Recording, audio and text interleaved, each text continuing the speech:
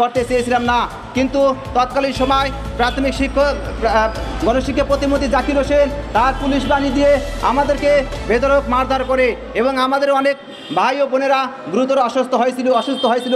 প্রিয় সাংবাদিক ভাই ও বোনেরা, আপনারা জানেন বাংলাদেশে নতুন হাওয়া বইছে, মানুষ তার স্বপ্ন দেখতে শুরু করেছে, মানুষ তার অধিকার খুঁজে পাওয়ার চেষ্টা করেছে, মানুষ তার ন্যায্য দাবি নিয়ে জাগ্রত হয়েছে। বিগত 16টি বছর মানুষ বিভিন্নভাবে, বিভিন্ন উপায়, বিভিন্ন অ্যাঙ্গেলে তার ন্যায্য অধিকার থেকে বঞ্চিত হয়েছে।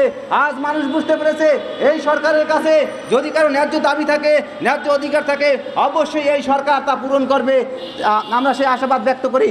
আমরা সেই আশা থেকেই আজ রাজপথে নেমেছি। প্রিয় সাংবাদিক ভাইয়েরা, আপনারা জানেন আমরা বিগত 2018 সালে আন্দোলন করেছিলাম, আবার এই আন্দোলন নেমেছি 2024 সালে, অর্থাৎ এই 6 বছর পর। কেন আমরা আন্দোলনে নামলাম? এর কারণ হচ্ছে আমরা এই দোষর সরকারের কারণে আমরা মাঠে নামার সাহস পাইনি।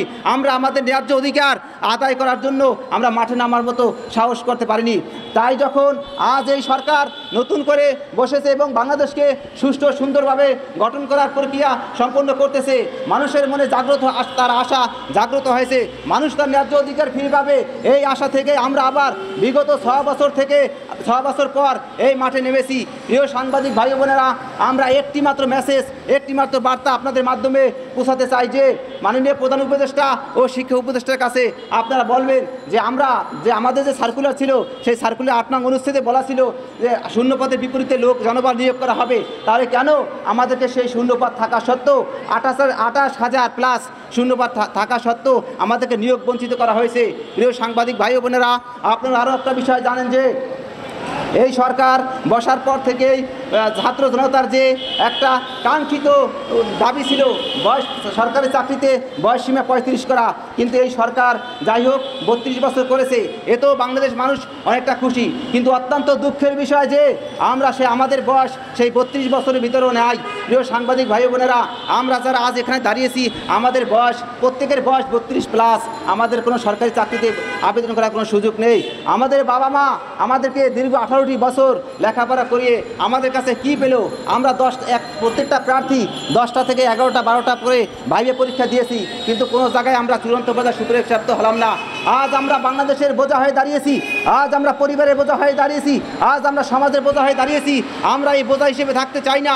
আমরা এই অন্তর্বর্তী সরকারের কাছে দাবি জানাই যে সার্কুলারে বর্ণিত ছিল 8 নং অনুচ্ছেদে যে শূন্যপদের বিপরীতে জনবল নিয়োগ করা হবে, আমরা সেই আমাদের দাবি নিয়ে আজ দাঁড়িয়েছি। প্রিয় সাংবাদিক ভাই বোনেরা, আপনারা মাননীয় প্রধান উপদেষ্টা ও শিক্ষা উপদেষ্টার কাছে বলবেন যে ছাত্র জনতা মাঠে নেমেছে, এদের একটাই দাবি, তাদের সেই সার্কুলারে বর্ণিত ছিল শূন্যপদের বিপরীতে লোক নিয়োগ করা হবে, কিন্তু তৎকালীন সময় এই দোসর সরকার শূন্যপদের জনবল নিয়োগ করা হয়নি। প্রিয় সাংবাদিক ভাই বোনেরা, আপনারা আরও একটা বিষয় জানেন, বর্তমান সময় বাংলাদেশে প্রতি বছর প্রাথমিক সহকারী শিক্ষক হিসেবে একটি মাত্র সার্কুলার প্রকাশিত হয়, কিন্তু অত্যন্ত দুঃখের বিষয় আমরা যখন 2014 সালে অনার্স মাস্টার্স করে বেরিয়েছি, তখন 2014 সে রিট জটিলতার কারণে 2014 থেকে 2018 সালের মধ্যে একটি মাত্র সার্কুলার আমরা পেয়েছি। আমরা আর প্রাথমিক সহকারী শিক্ষক হিসেবে কোনো আবেদন করতে পারিনি। সেই একটিমাত্র সার্কুলারে রেকর্ড সংখ্যক অর্থাৎ 24 লক্ষ পরীক্ষার্থী অংশগ্রহণ করে। আপনার বিবেকের কাছে প্রশ্ন, আপনার কাছে প্রশ্ন, জাতির কাছে প্রশ্ন, 24 লক্ষ কথাটা যেরকমের বলা যায়, যেরকমের শোনা যায়, সেই 24 লক্ষ মানুষকে আপনি একটু বিবেচনা করেন। আসলে 24 লক্ষ পরীক্ষার্থী যদি একটা পরীক্ষায় অংশগ্রহণ করে, সেখান থেকে যদি মাত্র 55,000 পরীক্ষার্থী লিখিত পরীক্ষায় উত্তীর্ণ হয়, তাহলে সেই ছাত্রীগুলো কেমন? তারা কি মেধাবী? তারা কি মেধাবী না? তারা কি প্রাথমিক সহকারী শিক্ষক হিসেবে এই চাকরি পেতে পারে কি পারে না? এই প্রশ্ন আপনাদের কাছে রইল, এই প্রশ্ন জাতির কাছে রইল। প্রিয় সাংবাদিক ভাই বোনেরা, আমি আমার বক্তব্য দীর্ঘায়িত করব না। আপনাদের কাছে আমাদের একটাই দাবি থাকবে যে এই সরকার, এই যে আশার আলো আমাদেরকে দেখিয়েছে, এই অন্তর্বর্তীকালীন সরকার অনতিবিলম্বে যদি আমাদের এই ন্যায্য দাবি, আমাদের এই অধিকার যদি ফিরিয়ে না দেয়, তাহলে আমরা 61 জেলা থেকে কঠোরতম কর্মসূচিতে যাব। প্রিয় সাংবাদিক ভাই বোনেরা, এর সাথে সাথে আপনাদেরকে আরও একটি বিষয় অবগত করতে চাই যে আমরা চাই না এই অন্তর্বর্তীকালীন সরকার, এই সুষ্ঠু সম্পন্ন সরকার, এই জনগণের সরকার, এই শ্রমিক মানুষের সরকার, এদেশের জনগণের সরকার কোনোভাবে আমাদের কোনো কর্মকাণ্ডে তারা বিব্রতকর পরিস্থিতি পড়ুক, এটা আমরা চাই না। এই অসৎ উদ্দেশ্য নিয়ে আমরা আজ মাঠে দাঁড়াইনি। আমরা আজ শান্তিপূর্ণ মানববন্ধন কর্মসূচি পালন করতে এসেছি। এখানে কোনো রাস্তা অবরোধ করতে নয়, কোনো দাঙ্গা হাঙ্গামা করতে নয়। প্রিয় সাংবাদিক ভাই বোনেরা, বোনেরা, আপনাদের উপর বিশেষ অনুরোধ থাকবে, আমাদের একটাই দাবি, আমাদের যে সার্কুলারটা হয়েছিল 2018 সালে, সেই 18 সালের 8 নং অনুচ্ছেদে বলা ছিল শূন্য কোটার ভিত্তিতে জনবল নিয়োগ করা হবে। তাই আপনাদের কাছে দাবি থাকবে যে আমরা সেই 8 নং অনুচ্ছেদের বাস্তবায়ন চাই।